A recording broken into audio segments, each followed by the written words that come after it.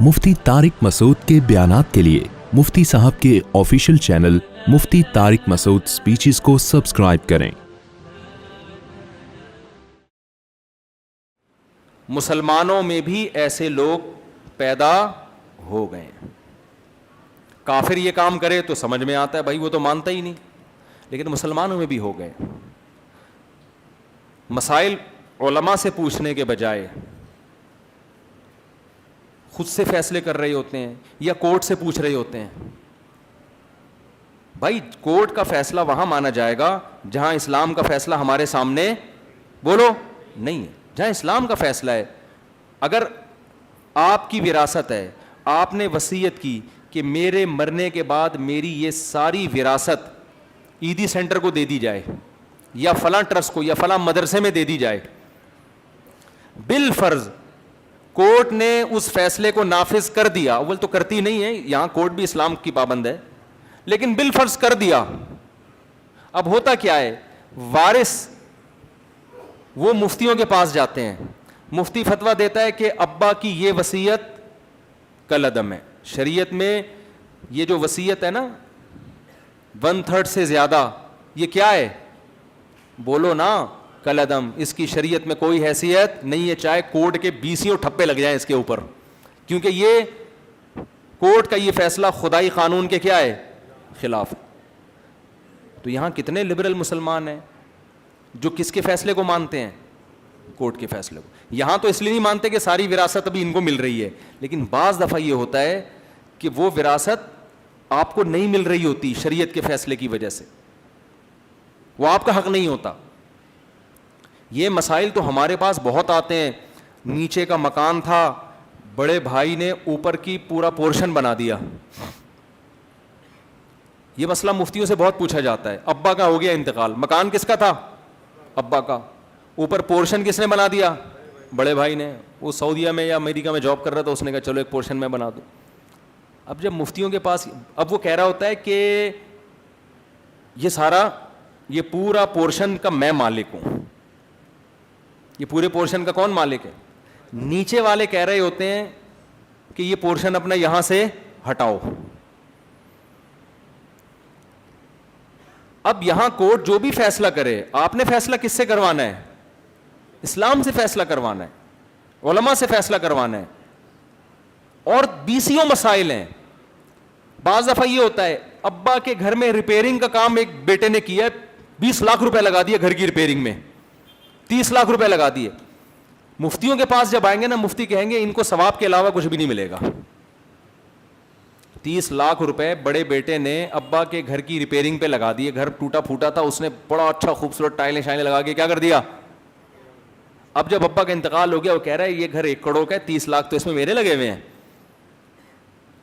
تو وہ آتا ہے بڑا ہنسی خوشی نا ہمارے پاس کہ مفتی صاحب اب فتویٰ دیں گے 1 کروڑ میں سے 30 لاکھ اس کو دیے جائیں، 70 لاکھ وراثت میں تقسیم کیے جائیں۔ ایسے آج کل 1 کروڑ کے گھر ہوتے نہیں ہیں، لیکن ایک مثال دے رہا ہوں۔ ہم اس کو فتویٰ لکھ کے دیتے ہیں کہ یہ جو آپ نے 30 لاکھ روپے ریپیئرنگ میں لگائے ہیں نا، یہ اس میں آپ کو ثواب کے علاوہ کچھ بھی بولو نہیں ملے۔ بھائی کسی کی چیز کو مینٹین کرنا، یہ تو یا تو ابا سے آپ نے کوئی ایگریمنٹ کیا ہو کہ میں آپ کو قرض دے رہا ہوں، اگر کوئی قرض کا لون کا ایگریمنٹ نہیں ہے تو یہ ابا کے ساتھ کیا ہے، تعاون ہے۔ بیٹا کرتا ہے ابا کے ساتھ ایسے کام، کوئی ایک نلکا لگا دے گا، کوئی واش روم کی ٹائل نہیں۔ اب کیا ہوتا ہے، ہم دیکھتے ہیں ان کے رنگ کیا ہو جاتے ہیں، اڑنا۔ آج تک جو کہتے تھے مفتی طارق مسعود زندہ باد، 4 شادیوں والا بیان زندہ باد، مجھے پسند ہے تو کوئی بندہ کون پسند ہے، مفتی صاحب بہت پسند۔ لیکن جب اس کو فتویٰ دیا جاتا ہے نا کہ آپ نے جو 30 لاکھ روپے ابا کے مکان کی ریپیئرنگ میں لگائے، اس میں آپ کو ثواب کے علاوہ کچھ بھی نہیں ملے گا، اور اگر آپ نے زیادہ پھڈا کیا تو وہ ثواب بھی نہیں ملے گا پھر آپ کو۔ تو جب آپ کی خواہش کے خلاف فتویٰ جاتا ہے، پھر اس کو مفتی طارق مسعود صاحب بالکل بھی اچھے بولو نہیں۔ میرے پاس بہت کیسز ایسے آ چکے ہیں۔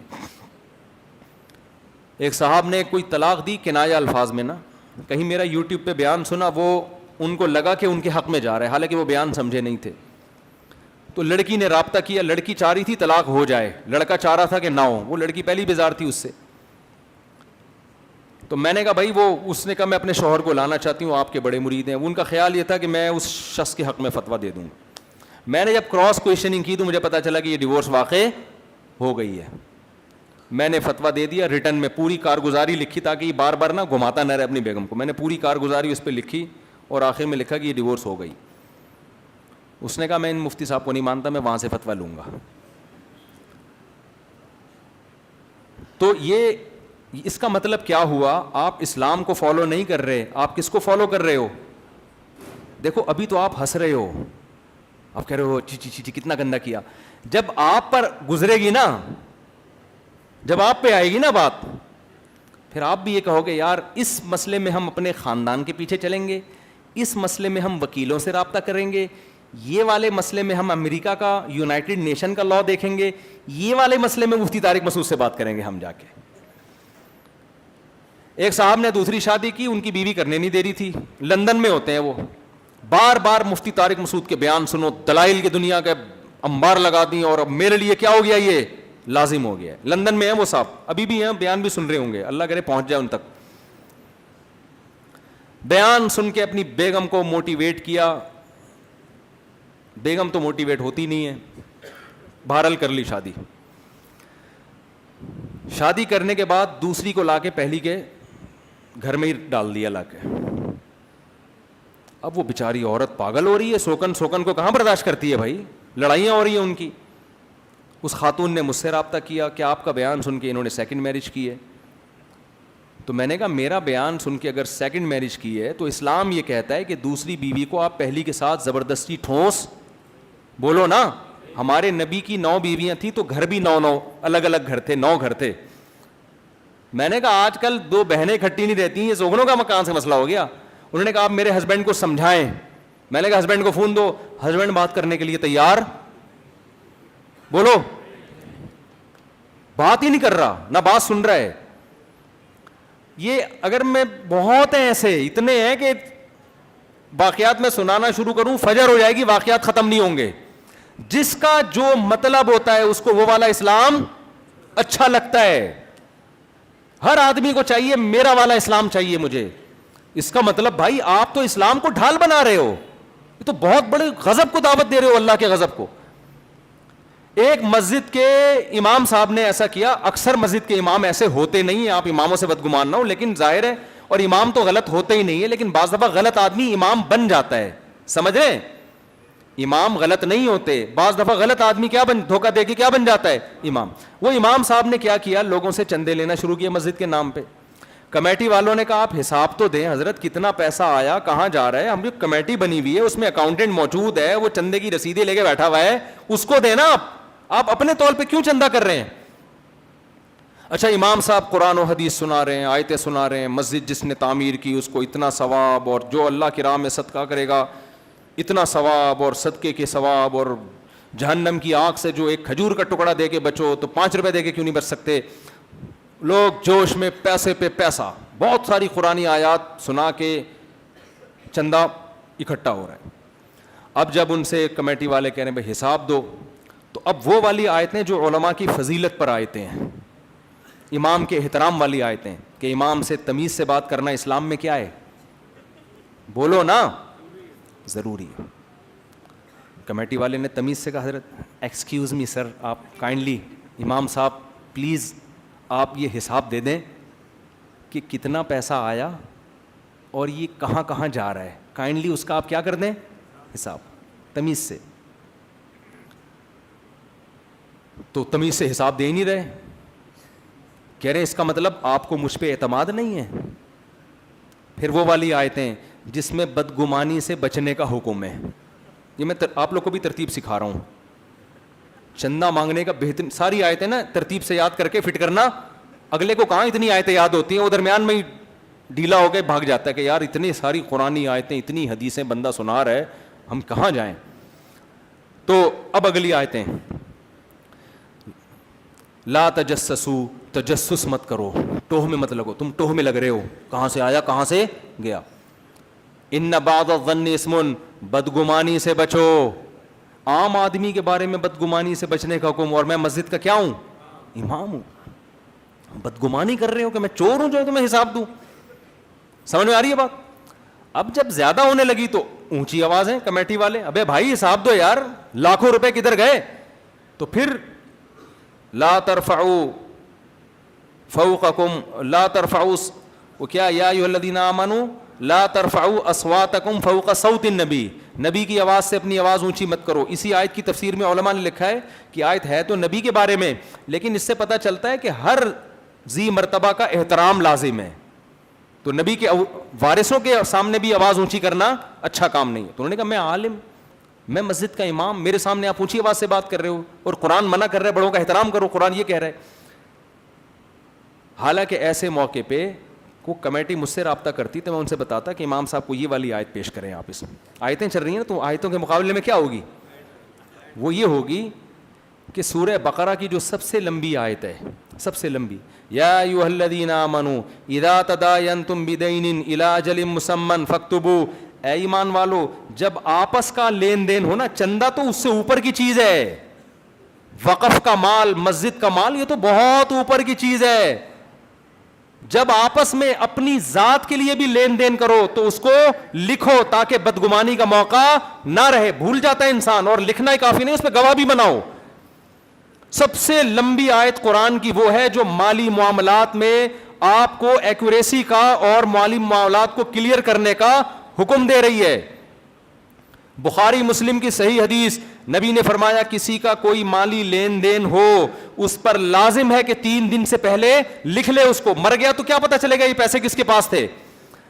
علماء کہتے ہیں یہ بھی رسول اللہ صلی اللہ علیہ وسلم نے ایک پروٹوکول دے دیا, آپ کو ایک سہولت دے دی کہ 3 دن تک مہلت دے دی, کہ بعض دفعہ انسان اتنی ایمرجنسی میں ہوتا ہے لکھ نہیں پاتا, ورنہ اصولی طور پر تو 1 منٹ کی بھی مہلت نہیں ہونی چاہیے. 3 دن کا پتہ تھوڑی ہے کہ آپ کب مر جاؤ. پھر بھی 3 دن کی مہلت دے دی کہ بھائی کم سے کم 3 دن ہے آپ کے پاس, اس سے پہلے پہلے. میں نے اپنی ایسی چیزیں لکھ کے رکھی ہوئی ہیں نا, 1 روپیہ بھی الحمدللہ میرا معاملہ ایسا ہے کہ آج میں مرتا ہوں نا تو میرے وارثوں کو اور میرے ریلیٹو کو 1 روپیہ بھی ان کو کنفیوژن نہیں ہوگی کہ کس کے پیسے پڑے ہوئے ہیں. آج کل تو اپلیکیشن آ گئی ہیں, اس کی PDF میں آپ گوگل ڈرائیو میں بیک اپ بنا کے رکھ سکتے ہو, اس کا پاسورڈ 2-4 آدمیوں کو دے دو آپ, اپنے خاص جاننے والوں کو, کہ مر گیا تو بھائی یہ روزانہ میں اس کو اپ ڈیٹ کر رہا ہوں ڈیلی بیسس کی بیس پہ. آپ دیکھو کروڑوں روپے لوگوں کے پاس ہوتے ہیں فلاں کے. کچھ دن پہلے ایک واقعہ آیا, ایک آدمی نے 7-8 کروڑ کا پلاٹ خریدا, پیمنٹ کر دی اسٹیٹ ایجنٹ کو, اس بیس پہ کہ کل مجھے فائل مل جائے گی اور ڈاکومنٹ مجھے کل مل جائیں گے. رات کو اس اسٹیٹ ایجنٹ کو ہارٹ اٹیک ہوا, مر گیا وہ. اب یہ جا رہا ہے اس کے وارثوں سے, وہ کہہ رہے بھائی آپ ہم کیا ثبوت ہے آپ کے پاس؟ کوئی ثبوت نہیں ہے, کیونکہ ہر آدمی نے فرض کیا ہوا ہے کہ نہ یہ مرے گا اور نہ میں مروں گا. یہ خامخواہ کی پتہ نہیں خوش فہمی ہمارے کہاں سے آ جاتی ہیں. ہم یہ سمجھتے ہیں میں جب مروں گا نا تو مرنے سے پہلے جبریل وہ موت کا فرشتہ آئے گا, مجھے بتائے گا کہ وہ کیا ہے, وہ جو اناؤنسمنٹ ہو رہی ہوتی ہے نا سحری کا وقت, ہمارے یہاں اناؤنسمنٹ ہوتی ہے سحری کا وقت ختم ہونے میں اتنے منٹ باقی ہیں. آج کل وہ ختم ہو گئی ہے, تو اناؤنسمنٹ ہوگی کہ آپ کی زندگی ختم ہونے میں 2 سال باقی ہیں. پھر اناؤنسمنٹ ہوگی ابھی 1 سال باقی ہیں. اب 6 مہینے جیسے ایئرپورٹ پہ اناؤنسمنٹ ہو رہی ہوتی ہے نا, وسیم بھائی کہاں رہ گئے, جہاز کھڑا ہوا ہے انتظار میں, ہو رہی ہوتی ہے نا اناؤنسمنٹ, یہ آخری اعلان ہے, اب دوبارہ اعلان نہیں کیا جائے گا. تو ہم سمجھتے ہیں کہ موت کے آنے سے پہلے فرشتہ اعلان کرے گا بھائی 1 سال رہ گیا ہے, تو یہ جو سالگرہ منا رہا ہے آخری کیک ہے, اس کے بعد تیری زندگی تجھے کیک کھائے گا, لیکن یہ والا کیک اب تو کبھی بھی نہیں کھائے. ایسی کوئی اناؤنسمنٹ کا انتظام اللہ کی طرف سے نہیں ہے. بیٹھے بیٹھے لوگ مر جاتے ہیں بھائی, اور کراچی میں تو کوئی بھی کسی بھی ٹائم پہ مر سکتا ہے. آج کسی نے مجھے ایک کلپ بھیجا, 2 بندے بائک پر آئے, ایک بندہ موبائل میں کچھ دیکھ رہا ہے, 2 بندے بائک پر آئے, جیسے ہی آئے اس نے موبائل پکڑا دیا. وہ کہہ رہے بھائی ہم ایڈریس پوچھنے کے لیے آئے تھے یار. کراچی میں حالات یہ ہو گئے ہیں کہ اب ڈاکوؤں کو آپ سے مانگنے کی ضرورت ہی نہیں ہے. 2 بندے بائک پہ جا رہے ہیں اور لوگ ڈاکو سمجھ کے خود ہی ان کا پہلے سے احترام شروع کر دیتے ہیں. میرے ساتھ ایک دفعہ مسئلہ ہوا, میں رومال لپیٹ کے میں کیونکہ اب منہ کھول کے جاتا ہوں, پہچانتے ہیں لوگ, بہت تنگ بھی کرتے ہیں بیچارے عقیدت محبت میں, وہ تو عقیدت میں کر رہے ہیں لیکن آدمی تنگ ہو جاتا ہے. مجھے یاد ہے ایک دفعہ میں کیپ پہن کے رومال لپیٹ کے بائک پہ جا رہا تھا, آگے کار والا جو ہے نا اتنا اس کی حالت خراب ہو گئی ہے کہ ہم اس سے بہت دور کر کے ٹرن مار کے میں گیا ہوں کہ ہارٹ اٹیک نہ ہو جائے اس کو. یا کہیں پسٹل نکال کے مجھے مار نہ دے ڈاکو سمجھ کے. کراچی میں تو آپ منہ پہ ڈھاٹا باندھ کے بھی نہیں گھوم سکتے, لوگ ڈاکو سمجھیں گے آپ کو. منہ کھول کے جاؤ گے تو ڈاکو آپ کو شہری سمجھ کے لوٹنا شروع کر دیں گے. کراچی میں یا تو آپ شہری ہو یا کیا ہو, ڈاکو ہو, تیسری کوئی قسم نہیں ہے نا. تو شہری بن کے شریف حلیے میں جاؤ گے تو لٹو گے, اور اگر اسٹائل چینج کر کے جاؤ گے تو لوگ آپ کو لوٹنے والا سمجھ کے مار سکتے ہیں. خیر یہ کراچی کے فضائل پر کسی وقت تفصیل سے انشاءاللہ بیان کریں گے. ابھی تو ہم بیان کو ٹاپک کو جلدی سے سمیٹتا ہوں میں. تو ایک قسم وہ ہے کہ جو اپنی مطلب کا اسلام, جب اپنی مطلب کا, ایک خاتون نے خلا لیا کورٹ سے, بہت دفعہ کورٹ کا خلا معتبر نہیں ہوتا, کورٹ نے وہ شریعت کا لحاظ نہیں کیا ہوتا, بس جو بھی عورت جا رہی ہے کورٹ تو ڈگریاں پھینک رہی ہے, ایسے نا پکڑائی جا رہی ہے, لے بھائی طلاقیں دیتی جا رہی ہے. ہر دفعہ تو بعض ریزن معقول ہوتی ہیں, بعض غیر نامعقول ہوتی ہیں. تو ہم خواتین سے کہتے ہیں جب کورٹ کھلا دے تو کسی مفتی سے پراپر فتویٰ بھی لو کہ یہ ڈیورس ہوئی ہے بھی کہ نہیں ہوئی. تو خاتون نے ایک فتویٰ لیا, ڈیورس نہیں ہوئی تھی. انہوں نے کہا نہیں میں کورٹ کے خلا کو مانتی ہوں, اسلامی کنٹری ہے ایکچولی, اسلام اور ہمارا آئین اسلامی, اور کورٹ کے خلا بس ہم تو اسی کے پابند ہیں, عدالت نے خلا دے دیا. اب جب گھر بیٹھی ہیں 10 سال تک ان کو دوبارہ رشتہ بولو نہیں ملا. پھر مجھے فون کیا کہ جی یہ سنا ہے کورٹ کا خلا شرعاً معتبر نہیں ہوتا, میں پرانے والے کے پاس جانا چاہتی ہوں. اور بعض دفعہ یہ بھی ہوتا ہے کہ پرانے کی ڈیتھ ہو جاتی ہے, اس کی وراثت کے لیے کیا کہ کورٹ کا خلا معتبر نہیں ہے. تو میں نے کہا کہ جب خلا لیا تھا اس وقت پوچھتی نا کہ یہ معتبر ہے بھی کہ نہیں ہے. تو یہ چل رہا ہے مارکیٹ میں. تو دیکھو دنیا میں قانون کی گرفت سے لوگ بچتے ہیں, کورٹ سے بچ جاتے ہیں. جو خدا کی عدالت ہے نا اس سے کوئی بھی نہیں بچ سکتا. اللہ نے پیدا کر کے بھول تھوڑی کیا ہے, چھوڑ تھوڑی دیا اس نے. تو خیر یہ وہ قسم ہے جو اپنی عقل کو شریعت کی عقل پہ ترجیح دیتی ہے, اپنے مطلب کا اسلام لیتی ہے. یہ وہ لوگ بھی ان میں داخل ہیں جو اللہ اس کے رسول سے آگے نکلنے کی کوشش کرتے ہیں.